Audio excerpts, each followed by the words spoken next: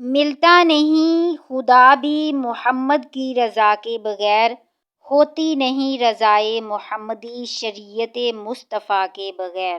معزز سامعین، رسول اللہ صلی اللہ علیہ وآلہ وسلم نے ارشاد فرمایا، اللہ تعالیٰ فرماتے ہیں میرے ذکر کے لیے وقت نکالو، میں تمہارے کام میں برکت عطا کروں گا، ورنہ دنیاوی کاموں کی کثرت تم پر اس قدر مسلط کر دوں گا کہ تمہیں فرصت ہی نہ ہوگی اور سکون سے محروم رہو گے۔ السلام علیکم ورحمۃ اللہ وبرکاتہ۔ سب سے پہلے لاکھوں کروڑوں درود و سلام حضرت محمد صلی اللہ علیہ وآلہ وسلم پر اور ان کی آل پر۔ اللہم صلی علی محمد وعلی آل محمد کما صلیت علی ابراہیم وعلی آل ابراہیم انک حمید مجید۔ اللہم بارک علی محمد وعلی آل محمد کما بارکت علی ابراہیم وعلی آل ابراہیم انک حمید مجید۔ معزز سامعین، آج ہم انشاءاللہ سورہ یاسین کی 5 آیات کا مطالعہ کریں گے اور ان کو سمجھیں گے اور ان کی مختصر تفسیر کریں گے۔ آیت نمبر 41 سے 45 تک انشاءاللہ۔ اعوذ باللہ من الشیطان الرجیم۔ میں پناہ مانگتی ہوں اللہ تعالیٰ کی شیطان مردود سے۔ بسم اللہ الرحمن الرحیم۔ شروع اللہ کے نام کے ساتھ جو بڑا مہربان نہایت رحم کرنے والا ہے۔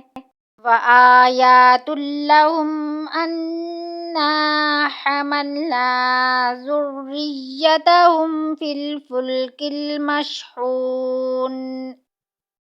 اور ان کے لیے ایک نشانی یہ بھی ہے کہ ہم نے ان کی نسل کو بھری ہوئی کشتی میں سوار کر دیا۔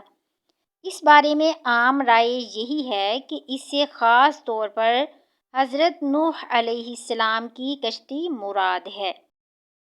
وَخَلَقْنَا لَهُم مِّن مِّثْلِهِ مَا يَرْكَبُونَ۔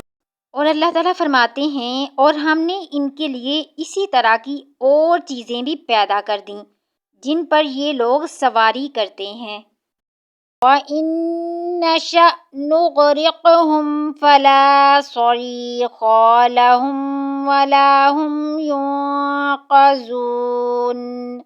اور اگر ہم چاہیں تو انہیں غرق کر دیں، پھر نہ تو ان کا کوئی فریاد رس ہوگا اور نہ ہی وہ چھڑائے جائیں گے۔ إِلَّا رَحْمَةً مِّنَّا وَمَتَاعًا إِلَىٰ حِينٍ۔ مگر یہ ہماری طرف سے رحمت ہے اور فائدہ اٹھانا ہے ایک وقت معین تک کے لیے۔ ہم نے اپنی خصوصی رحمت سے اس زمین کے ماحول کو انسانی زندگی کے لیے سازگار بنایا ہے اور اس میں انسانوں کے رہنے اور بسنے کے لیے ضرورت کا تمام ساز و سامان فراہم کر دیا ہے۔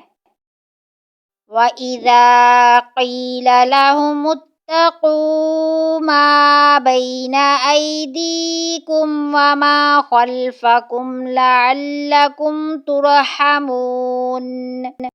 اور جب ان سے کہا جاتا ہے کہ سبق حاصل کرو اس سے جو تمہارے سامنے ہے اور تمہارے پیچھے ہے تاکہ تم پر رحم کیا جائے۔ یہاں پر اتقوا بچنے اور ڈرنے کے بجائے سوچنے، توجہ کرنے اور عبرت حاصل کرنے کے معنی میں آیا ہے۔ اس طرح نگاہوں کے سامنے سے مراد آیات آفاقیہ اعلیٰ اللہ اور پیچھے سے مراد نسل انسانی کی پرانی تاریخ ایام اللہ ہے۔ صدق اللہ العظیم۔ اللہ تعالیٰ سے دعا کرتی ہوں کہ اللہ تعالیٰ ہمیں قرآن پاک کو سمجھ کر پڑھنے کی توفیق عطا فرمائے۔ آمین ثم آمین۔ وما علینا الا البلاغ المبین۔